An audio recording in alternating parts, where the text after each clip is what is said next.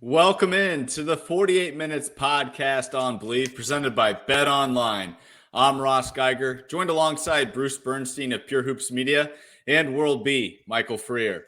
This is episode number 71, the Dennis Schroeder episode, as the 2023 FIBA World Cup MVP wore number 71 in 2022 as a member of the Boston Celtics. In addition to his successful summer leading Germany to winning gold, Dennis also inked a new deal in Toronto to take over the starting point guard duties after Fred VanVleet's departure. It certainly should be fun to see how his big summer may translate with the Raptors this season. But before we get any further into things, and I'm sure we'll discuss a ton of what we've seen in preseason play, football is back, and BetOnline is your number one information source for all your sports wagering info with all the up-to-the-minute stats, news, scores, and matchup breakdowns. Get the latest game odds, spreads, and totals from the NFL and college football at your fingertips with BetOnline's real-time updates on statistics, news, and odds. From week 1 all the way to the college football playoff and Super Bowl, BetOnline gives you access to the best football promotions and contests available anywhere online. Head to the website today or use your mobile device to get in on the action. Remember to use our promo code BLEAV, that is BLEAV, to receive your 50% welcome bonus on your first deposit. BetOnline, where the game starts. And tonight, we'll start with our traditional opening tip, and I'll go ahead and start with you, Bruce. Thank you, Ross. World B, good to be with you guys all again. Jaylen Brown of the Boston Celtics signed his contract extension for more than $300 million over the summer. By all accounts, he's not only a star on the court, but a leader off the court and a man of considerable intelligence. But then on Sunday night in his preseason debut against the Sixers, Brown entered the game with his uniform shorts on backwards. Yes, it was mildly embarrassing and everyone had a few laughs, but Brown ended up with 19 points on 7 of 10 shooting in the game. It will surely be the last time he makes a mistake like that. But after all, the preseason is for making adjustments before the real games begin. Nice. Yeah, I mean, just when we thought everything in Boston was moving in the right direction, everything was moving forward, it appears, at least when it comes to Jaylen Brown shorts, things went backwards. So nice job pointing that out, Bruce. World B, what do you have for an opening tip? Well, thank you, Ross. The NBA is mourning the loss of one of the unsung coaches in the history of the league, longtime assistant Brendan Malone.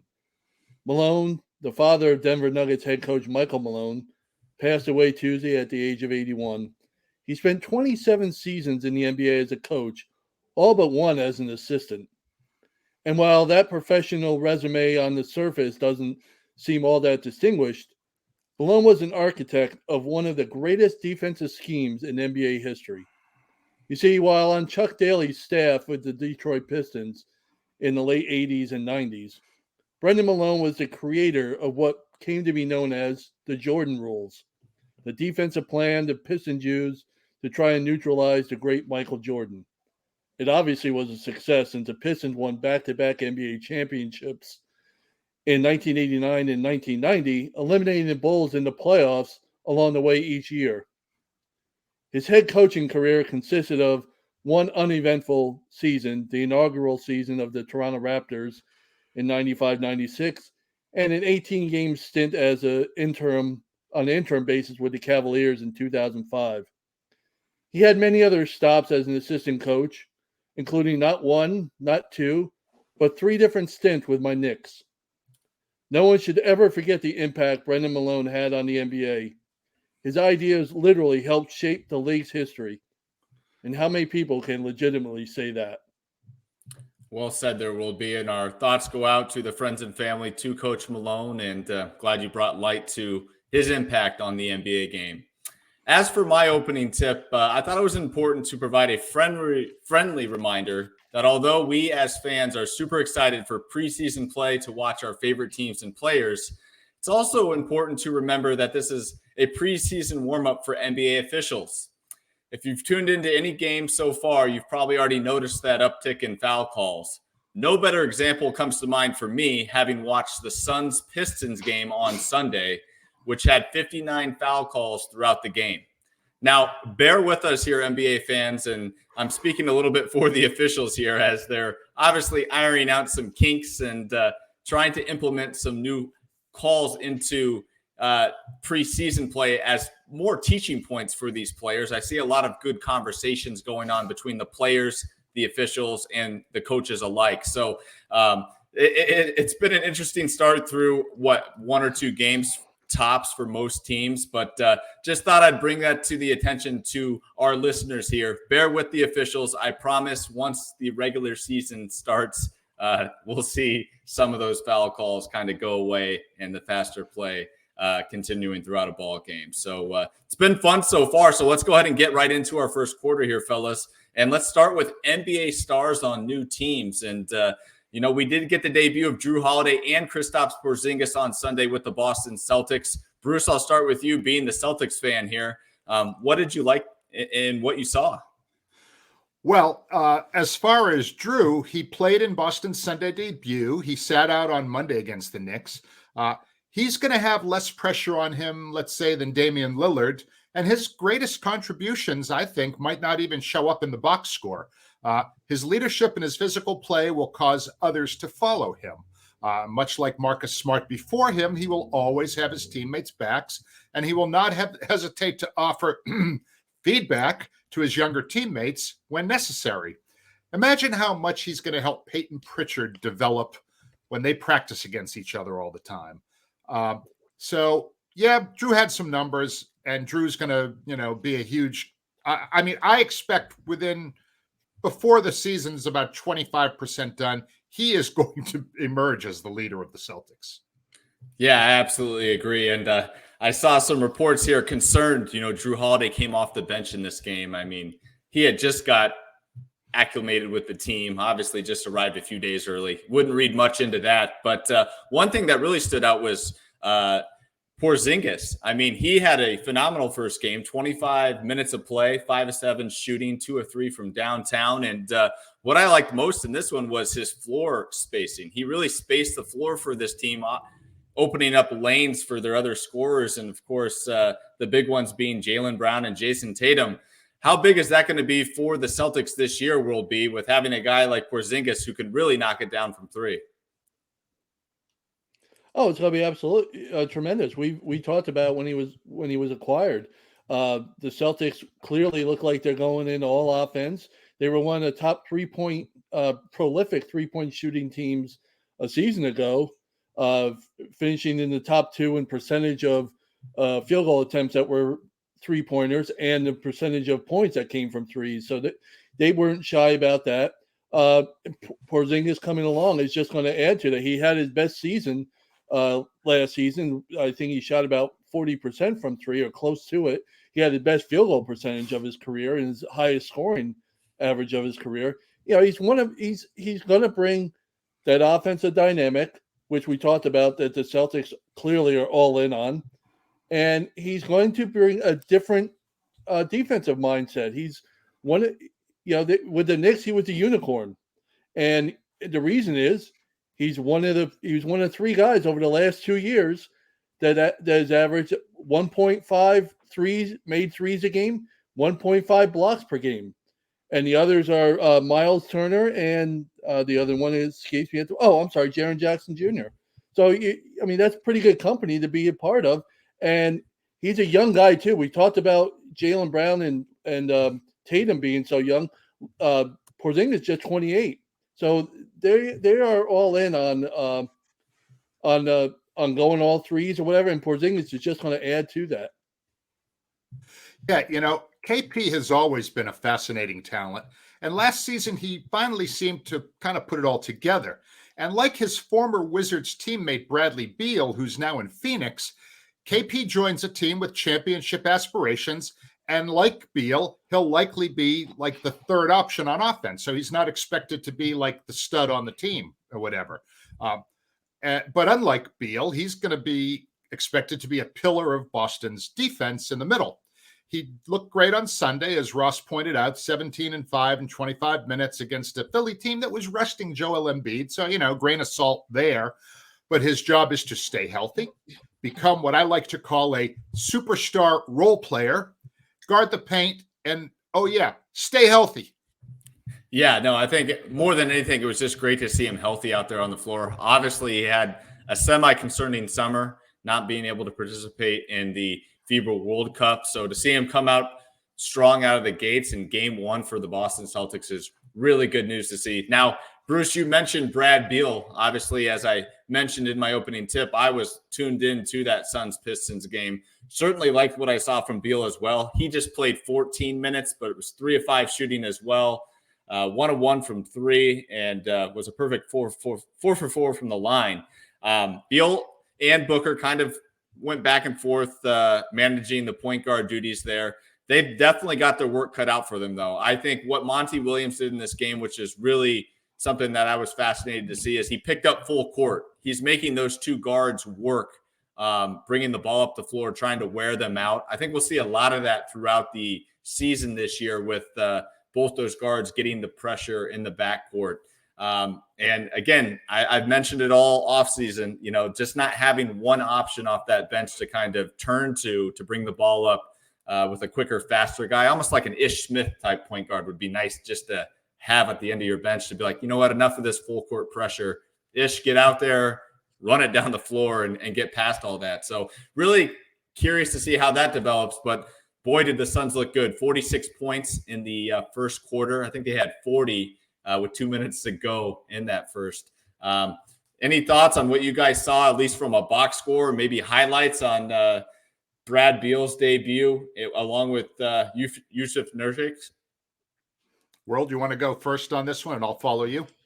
Well, as far as Bradley Beal goes, he's, like you said, he and Booker are going to handle the ball handling duties. Booker had experience with that last year when Chris Paul was out. I thought he did a pretty good job, honestly. But his best attribute is off the ball. And so it seems like Beal is going to be that guy. And here's the thing. He can do it. He doesn't have a ton of experience. He has more assists if you look up his numbers than you would figure. And his best two seasons in terms of assist ratio, which is assists per 100 possessions, came in the last two seasons. So he has that ability to be a ball distributor, a ball handler. Ross is right. You're gonna get pressure. You're gonna put the pressure on these guys to see if they can handle it without turning it over. The danger is if they can handle it, now you got nobody to help out. Maybe you don't have anybody to help out when Durant posts up, which I'm sure is going to be a double. I don't care who else is on the court. If you want to win games, you're going to probably double when you have Durant posting up. So we'll see what happens at that point when they can break the whatever pressure comes their way. But yeah, that's a good strategy to have in the beginning. Let's see what they can do. He played 11 seasons in Washington, made the playoffs, I think maybe 5 out of those 11 seasons. Never sniffed a deep playoff run. They never got past the second round in any of the years his team made the playoffs. So now he's age 30. He joins a team with championship expectations. And as I mentioned when talking about Porzingis, he'll be the third option, which I believe is an ideal role for this guy. He's averaged 22 a game over his career. And with Durant, who hasn't played 70 games in a season since 2019, and Devin Booker, who hasn't done it since 2020. So if either KD or Book misses significant time, Beal will need to step up and really bring it. And we will find out if he can be, a top performer on a championship caliber team. That, to me, will be very interesting to watch. Yeah, and another interesting thing in this game is Big Nurk, since I butchered his name off the top here. Big Nurk had 4 fouls before we even reached halftime in this game. Obviously, he is a little foul prone, a guy that can definitely pick up some quick fouls with his physicality. That seems to be a concern of mine moving forward, just with him being the new starter in Phoenix. But I'll tell you what, his backup last year in Portland has come along to Phoenix as well. They actually signed him before they traded for Big Nurk, and that is Jrue Eubanks. He played huge off that bench for Phoenix in their first preseason game. 17 minutes. He had 7 points, 8 rebounds. He's a guy to keep an eye on for fantasy for all of you listeners out there that like fantasy basketball. I really like Jrue Eubanks. I think he certainly brings some some energy off that bench. And there's going to be a ton of games where Nurkic gets in foul trouble. So keep an eye on him moving forward. Now, Bruce, as far as, Phoenix moving forward, do you think we can fully expect them to put up 130 plus when it comes regular season time, when these guys are playing, 35, 40 minutes a night? I think a lot of that is going to depend on Frank Vogel's style and what does he want to do? Does he want to play half court? Does he want to get out and run? Are they a good enough rebounding team where they're going to be able to, get the ball off the rim and start fast breaks? I really don't know. And it will be one of the fun things to see. Yep. And the one thing I do know is no matter what time zone you're in, when it comes to Milwaukee, it's certainly still Dame time. Now, of course, that time has not started ticking out on the floor. As we are taping here on Tuesday night, Damian Lillard is out in their preseason game against the Memphis Grizzlies here tonight. But, some interesting quotes were going around through training camp, one of which that really stood out to me was Damian Lillard discussing just the dynamic duo with Giannis as far as pick and rolls are concerned in a half-court set. And he said, listen, they're going to have to pick their poison here. It's either Giannis is going to dunk it every time or I'm going to make 9 threes a game. World B, I'll start with you. What's your big takeaways from that comment? Do you think it's pretty accurate of kind of what's going to end up happening in these games? We're either going to see Giannis be extremely efficient, 15 to 17 field goals with Damian Lillard kind of dumping it off to him, or Lillard just getting 10 plus threes up a night? Well, he's coming off a season where he had a career high in attempts, 11.3 a game. And he shot about, 37% on 11 three-point attempts per game. That's pretty darn good. And, he had the best shooting season of his career in terms of effective field goal percentage at 56%. So he has reason to talk about doing it like that. One thing I would say is, while you can vision in your mind him dumping the ball off to Giannis and seeing if he gets the double, and then that somehow will end up rotating, leaving Lillard open for a three. Somehow they'll set it up that way. But keep this in mind. He also had a career high in drives to the basket last year, 16 a game. So he's not just going to sit out there the entire season and just, hoist up threes, which he obviously can do. I wouldn't expect 11 threes a game just because between Giannis and Chris Middleton and Lillard, there's just not going to be that many shots. If there are, just bring the trophy to Milwaukee already. But I would say it's watch for him taking the ball to the basket along with shooting the deep three. It's going to be a real interesting dynamic with this Bucks team, especially with new coach. Let's see how he's going to handle this. In Portland, he was the undisputed Batman of that team. He had the total control over pretty much everything when it came to offense. And he, delivered, of course, averaging 30 plus, last season. But he's really not going to be Batman on this team. He's going to be Robin, right? Yep. Giannis is Batman. He's Robin. And I think he wants to win. I think he's got the right attitude. But I think he's going to have a little bit of an adjustment because he's no longer going to be the guy that's always going to be the button guy, right? I mean, he's going to have to be more of a playmaker. He's more than capable of it. I think he's going to have a lot of pressure on him, not so much for his individual stats, but for them to win a lot of games. And in the fourth quarter, when they need to get buckets, he's going to probably, I would expect him to do, if he's doing what he needs to do, he's going to be a big, Dame time in the fourth quarter guy. Yeah. And one other quote I definitely want to mention here that I saw from training camp. Malik Beasley was talking about just how open he's been. He's like, I've never been this open in my life. I mean, just the defensive attention that Middleton, Giannis, Brook Lopez, and Damian Lillard require. He's like, I'm going to get a lot of shots up, or at least the shots that I do get, they're going to be free open looks. We saw a little bit of that on the Bucks' first home opening preseason game against the Chicago Bulls, as Malik Beasley did start in this game, played 22 minutes, was an efficient 5 of 10 from the field, 3 of 7 from deep. So keep an eye out for him too. Back to fantasy here. He could be a great source for 3-point shots this year for your fantasy team. Now, As we get into our second quarter here, we did have a lot of rookie preseason debuts. I mean, the one that I certainly want to focus on, not sure if you guys caught the highlights or maybe even the game on NBA TV, was, of course, that San Antonio Spurs Oklahoma City matchup between Victor Wembanyama and Chet Holmgren. That matchup definitely didn't disappoint. And Bruce, I'll start with you as far as your kind of reaction to watching those two young bigs battle. You can't spell victory without Victor, okay?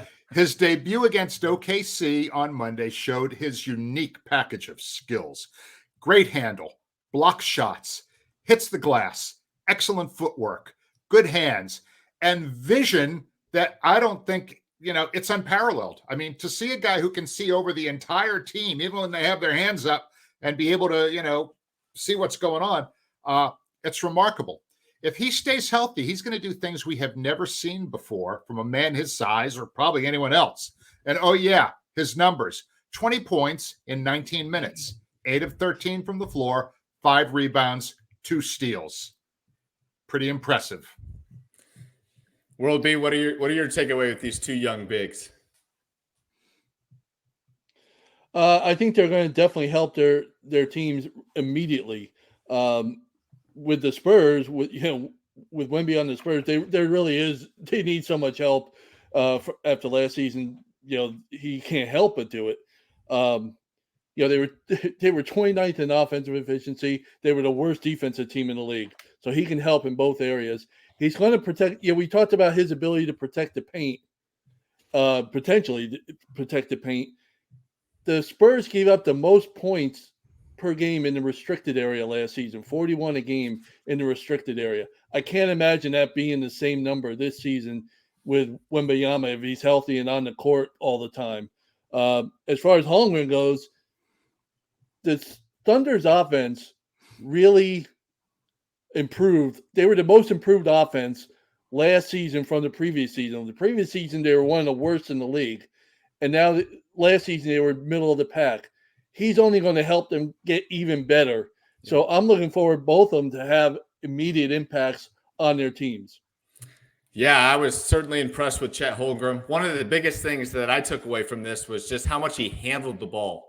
I mean, he was bringing the ball up the court, grabbing boards, bringing it up. And much like Jaren Jackson does with the Memphis Grizzlies, he was also breaking guys down at the top of the key quite a bit.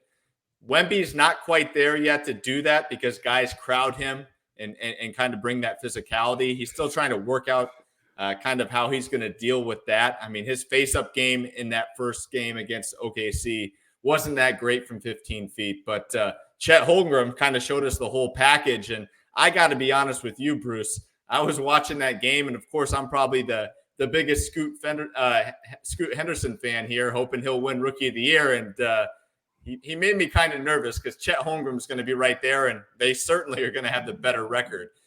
So I kind of like Chet as a Rookie of the Year favorite, with my guy Scoot maybe being the second guy. What are your thoughts? Well, Chet certainly did hold his own against Victor on Monday. It played really well for the Thunder. The 7-footer, who is a second-year rookie after missing all of last season, put up 21 and 9 in just 16 minutes, okay? Much like Wemby, he's got to hit that weight room and put some meat on his bones. But his basketball skills are impressive, man. Not that it really matters, but OKC beat the Spurs 122-121 in the game.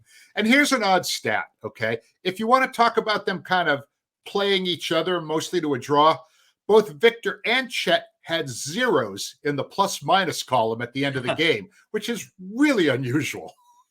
Very weird there, for sure. And another standout rookie I definitely want to talk about in this section of the quarter is, of course, Jarace Walker of the Indiana Pacers. He came off the bench, played most of the second half in this one, 27 minutes, 7 of 15 from the field, 4 of 9 from behind the line from downtown.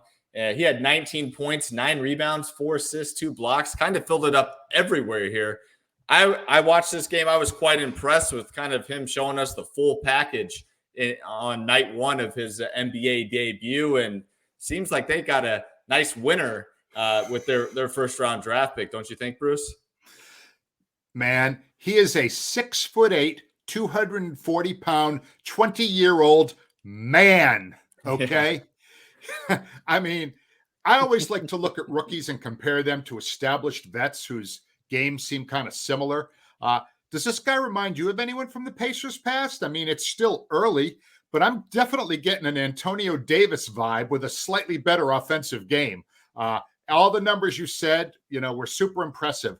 But Jarace Walker, man, I mean, that's that they got some young dudes on that team that with playing under Rick Carlisle. I mean, Walker, Halliburton, Mathurin. I mean, they got, young 23, 21, 20-year-old guys, and they have the perfect coach for that team.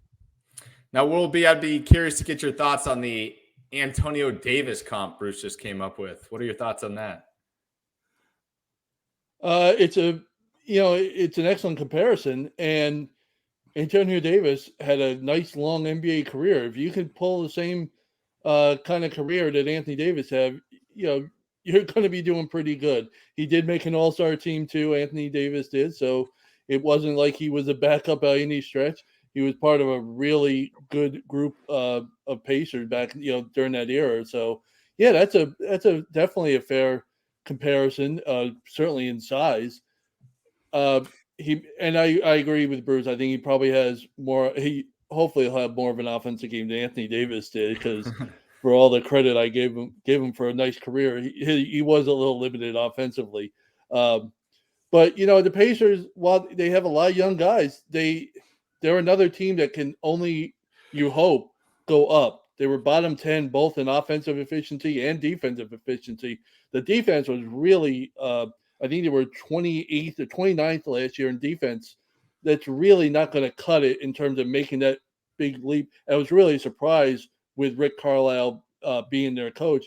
So you figure the young guys will get better and older and more experienced.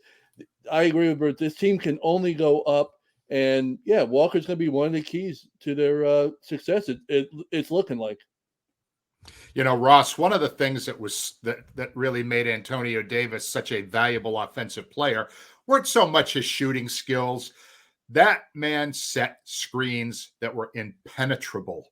Reggie Miller is in the Hall of Fame in large part because Antonio Davis was setting screens to free him up. And I would not be surprised to see history repeating itself with him and Halliburton in that screen and roll game where Halliburton gets free from his guy because that great wall of Jarace Walker is setting those screens.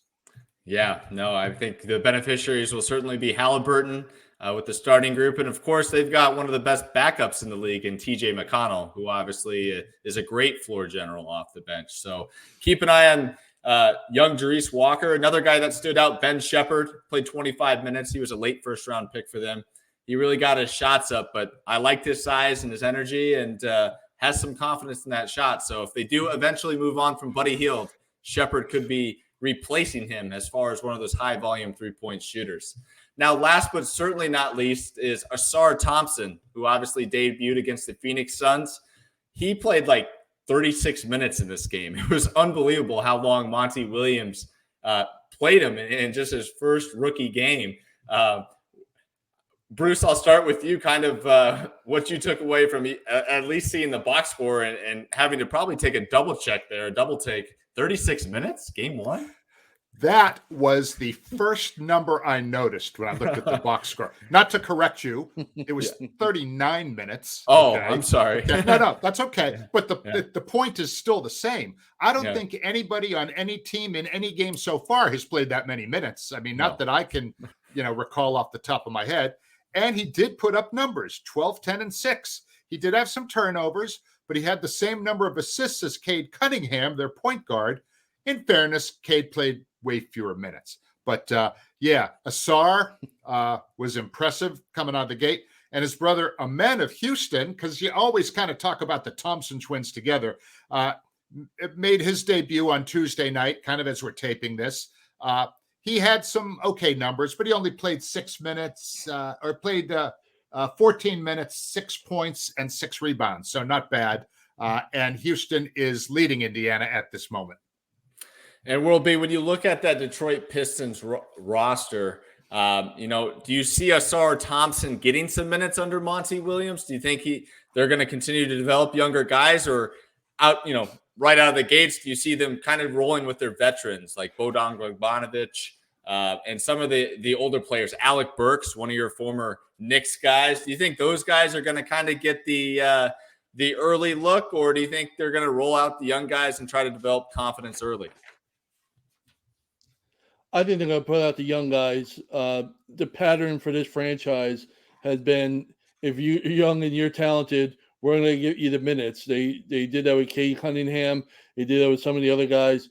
Yeah, if they're young, and Thompson looks like he is going to be, they obviously like him, are giving them every shot to see time during the regular season. 39 minutes in a preseason game.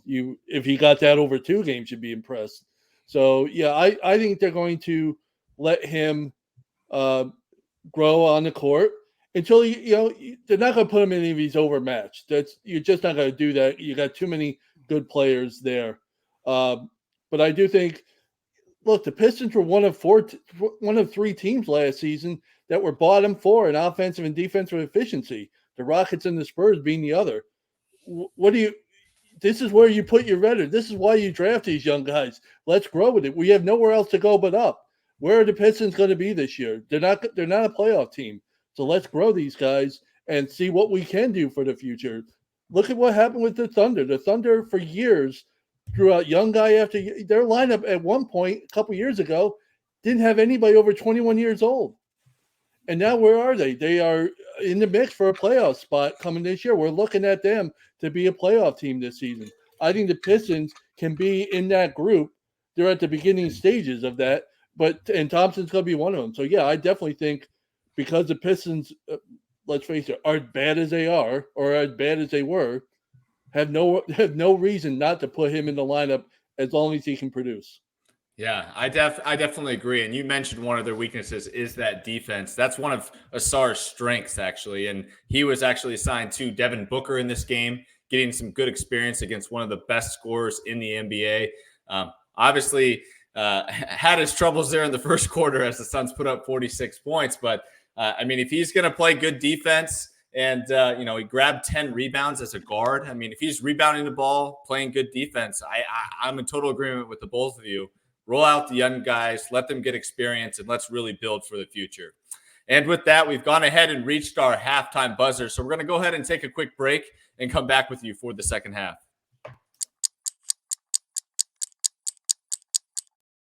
And we're back with the start of the third quarter, and let's talk potential breakout players. Obviously, the preseason can be a really good indicator of some names to keep an eye on, and we've got a few names here for you all. And Bruce, I'll start with you. What's one name that you see as a potential breakout guy? P squared, also known as Payton Pritchard of the Celtics. Clearly on track for a larger role with the team now that Malcolm Brogdon is gone. In his first 2 games, he shot well from downtown, 10 out of 22, scored a total of 47 points. Now, last year, he only played in 48 games and averaged a bit more than 13 minutes, okay? And a lot of times those were mop-up minutes. This year, expect him to play in almost every game and double his minutes from last season, okay? He just signed a 4-year extension for $30 million. Now, at 6'1", defense is certainly going to be a challenge for him. But one of the things that I've always liked about when I watch him, he is really scrappy and he fights through screens on defense. He is not timid about getting dirty. He reminds me of a guy you mentioned a few minutes ago, Ross, when you were talking about another topic, kind of a younger version of TJ McConnell, in my opinion.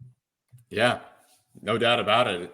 It should be fun to watch Pritchard get his wish come true in Boston. He wanted more playing time or he wanted a trade, and now he's going to get that with the departure of Malcolm Brogdon.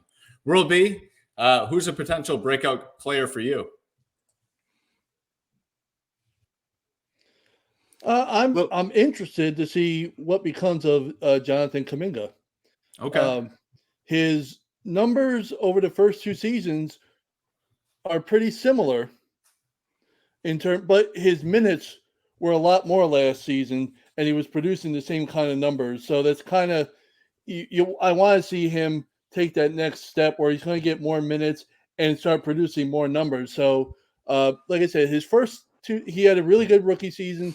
Last season, the numbers are similar. He just played about 4 or 5 more minutes a game. So now you're like, well, what do those numbers mean? So I'm interested to see how he breaks through this coming season. Yeah, Jonathan Kuminga is a great pick there.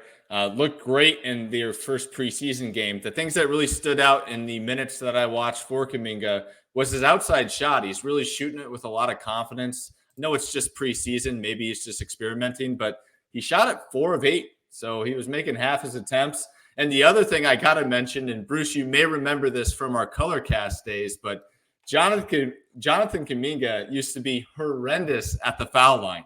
In this game, he was 4 or 5 from the line. So if he's shooting at anything better than 75%, boy, would that be an improvement. I remember, Bruce, we did a game once. I think he was like 4 of 16. They did like a hack of Kuminga. Do you remember that? Vaguely. I mean, He came into the league. He was so young, man. I mean, he was so raw. Yeah.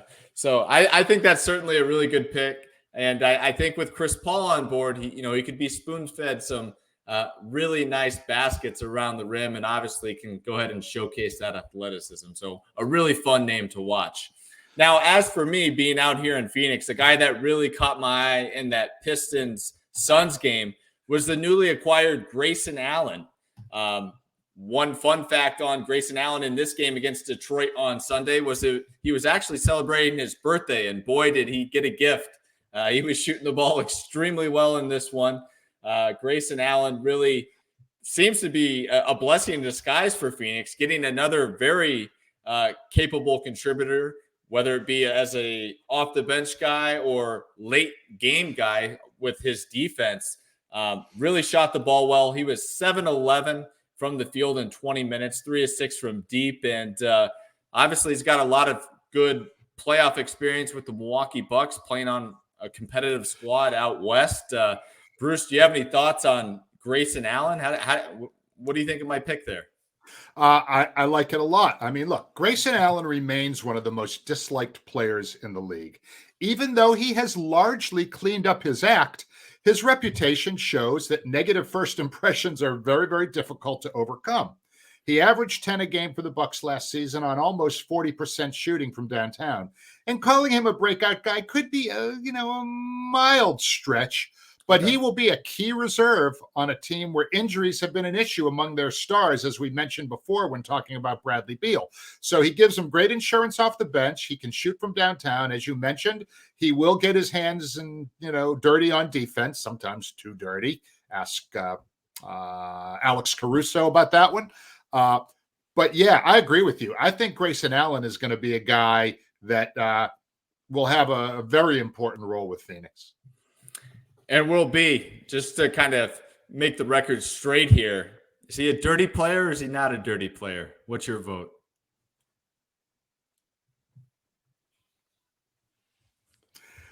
He's a dirty player. You had to think about that one a minute. There's no sugarcoating it. They're just, I'm sorry. No, he's on your team. I get it. He's a dirty player. He played at my brother's favorite college team, Duke. So I respect everything about him. He's a career 40-point shooter from 3. He's going to bring a great element to that team. He's a dirty player. It's just no way around it. I'm sorry. Well, I think there you have it. Yeah. Well, I think out of all 3 of our choices here, I think my favorite is Jonathan Kuminga. I mean, obviously he's been in the league for quite some time, but he's a younger developing player, really seems to be kind of finding his niche role with the team. But I think we came up with 3 good names. What do you say, Bruce? If Kuminga gets enough minutes this year, I really think he has a shot at most improved player. He just turned 21, okay? He's played just 1 preseason game, but he put up 24 points on 8 of 14 shooting. And you talked about his free throw struggles. He was 4 out of 8 on threes. So clearly he's been working on the stroke. Last year, he averaged a shade under 10 a game, but I could see him with the right amount of minutes up in that number by 5 to 7 points this year. And if he does, he's going to definitely be in the running for most improved player. And I think he will totally benefit by any amount of time he's on the floor with Chris Paul this year, because Chris Paul is going to get that guy some looks. Absolutely. And so there are our potential breakout players as we move forward to our fourth quarter. Thought it'd be fun if we all picked a team we expect to come out of nowhere. And World B, I'll go ahead and start with you with the team. Well, there was very few teams that were less nowhere than Charlotte Hornets last season. And there's not a whole lot expected of them this season, but I know I followed them for years, and I'll be following them again this season. But I'll tell you what, if you look at it, they have a shot at least getting back to what seems to be their familiar spot, going to a play-in tournament game, because it's the second half of the season. After the All-Star break, they had one of the best defenses in the league. They were still bad on defense for the overall, but they were a top 10 team after the All-Star break in efficiency. And they had the second best behind the Celtics in defending shooters. Their opponent effective field goal percentage was the second best in the league after the All-Star break. They only had LaMelo Ball for 36 games last season. If he's healthy, they're going to be an improved team. Brandon Miller is going to help that team. Miles Bridges, I'm sorry, I know there's a lot of people that don't like him in the NBA right now. That's totally fair. If he's on that roster, he's going to help them. They have about the same group, and their only free agent pick, or the only acquisition pickups, were drafting Miller and getting Bridges back. Which means they're only going to help their depth. If they can keep those guys healthy, which is always a big if, I get it, they're going to be a whole lot better than they were this past season. Hey, I just got to correct you real quick here, Will B. I don't like to do this, but please don't disrespect Frank Ntilikina like that. All right, they got Frankie Ntilikina from the Dallas Mavericks this year. I know you like to forget about him because you decided to take him over Donovan Mitchell, but don't leave him out of there. He's gonna provide a defensive presence from the guard position. If you want me to be ashamed of myself, you really got to do a little better than that. Okay, well, I tried my best here tonight. I'm sure you can, but you got to do better. All right. Ross, speaking of Ntilikina, our mutual friend Kurt Rambis, who coached him in New York when he was on the Knicks, told me one time that dude has a extremely high basketball IQ. So it'll be nice to see if he, can kind of take that and move forward with it and become, more of a contributor. Yeah, absolutely. He was one of the guys that I used to sit down pregame with and watch videos. So I can definitely confirm that along with Coach Rambis. Bruce, who do you have as one of the teams in the league that could come out of nowhere? I have two teams, and I keep going back and forth between Houston and Portland. Okay. So I don't know if we're going to have time for me to talk about both. So I'm going to go with Houston. I would definitely buy Houston Rockets stock right now. I see a team with young talent like Jalen Green and veteran leadership from newly acquired Fred VanVleet and Jeff Green, who won a chip in Denver last year, along with tough guy Dylan Brooks, who was with the Grizzlies last year. And the new guys, Amen Thompson and Cam Whitmore, will be very fun to watch if they can get some minutes. And after returning from a one-year suspension, head coach Ime Udoka returns with a chip on his shoulder and a whole lot to prove. Now, making the top 6 in the West is highly unlikely, but making the play-in tournament would be a great building block for this team, and I could see that possibly happening. And if by chance the team happens to be peaking at the right time, who knows what they might be able to do. So I really expect them to take a major step forward this year. I really like that pick. I think this team is almost 10, 11 deep with the talent that they have on their roster right now, giving head coach Ime Udoka a lot of guys to work with. Obviously, I think it's going to be a competitive ball club, even just trying to earn minutes, which is going to be what these young guys need. I think World B, it was you last year saying that they lacked a lot of discipline, obviously on the defensive end. Well, when you have other options on that bench, you can hold guys much more accountable. If Jason Tate's not guarding someone, you can go with Cam Whitmore or Tari Eason. There's just multiple options for Ime Udoka to go with here. And so if young guys aren't going to learn on the fly, they're going to learn the hard way and sit on the pine. They have to shoot better. It really comes down to that for that team. A lot of young guys, had guys that were expecting to shoot better. VanVleet has to pick up his shooting coming from Toronto. Jabari Smith showed flashes last year, but overall he was just a really bad shooter for a rookie. He's a young guy too, so there's plenty of opportunity for them to grow, but they have to improve their shooting. If they do, Bruce will have a really good turnaround pick in Houston. And as for my turnaround pick, as far as a team coming out of nowhere, I'm going to go right back to the Indiana Pacers. I mean, obviously, I mentioned liking their new rookies, Jarace Walker and Ben Shepherd, but let's not forget about Coach Rick Carlisle here. I mean, he has a roster here that's pretty deep. Now, there's really no sexy names on this team, but they play the game the right way. Tyrese Halliburton, TJ McConnell, Bruce Brown, one of their big pickups from the Denver Nuggets, coming from a system where they played the right way. They've got a lot of guys that know how to play in a team environment, and he's going to have a lot of options off that bench as well. As we mentioned, Jarace Walker's coming off that bench. Aaron Nesmith, who came over from the Boston Celtics, getting more of an opportunity there, has really kind of taken advantage of that as well.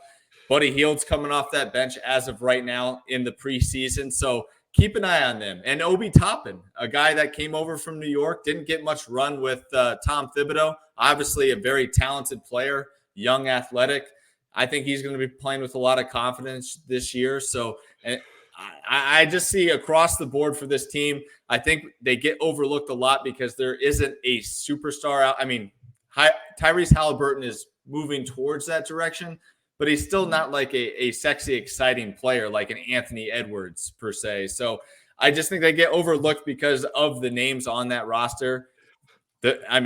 I think they're super solid. I think we should definitely keep a lookout for them in the Central Division. And moving forward, if they can continue to develop that young talent, Ben Mathurin, a sophomore season, if he can show another jump in stride with this team, keep a lookout for the Pacers. And do you have any comment, any follow-up on that at all? No, I mean, I'm the biggest Rick Carlisle fan there is, and I totally expect him to develop that young talent. Perfect. Well, with that, let's go ahead and get into our final thoughts here and wrap things up. And tonight I'll start with you, World B. Thank you, Ross. I'm going a little off topic here, but I wanted to say a few words about former NHL player, coach, and TV analyst Barry Melrose. On Tuesday, Melrose announced he was leaving ESPN after being diagnosed with Parkinson's disease.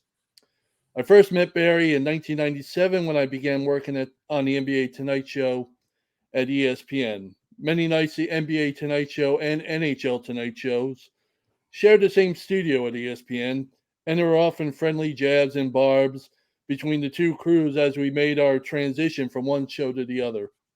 After that, although admittedly not a hockey follower, I got to work with Barry again years later after moving to ESPNU in Charlotte. I was able to work in the production truck during the NCAA Final Four championships for years, where he was the analyst alongside a number of different play-by-play guys. And although distinctive with his voice, he never used it to yell or talk down to anyone in the crew. Quite the opposite, in fact. He would often make you feel as if you were making a big contribution, sometimes as big as any of the broadcasters that were there.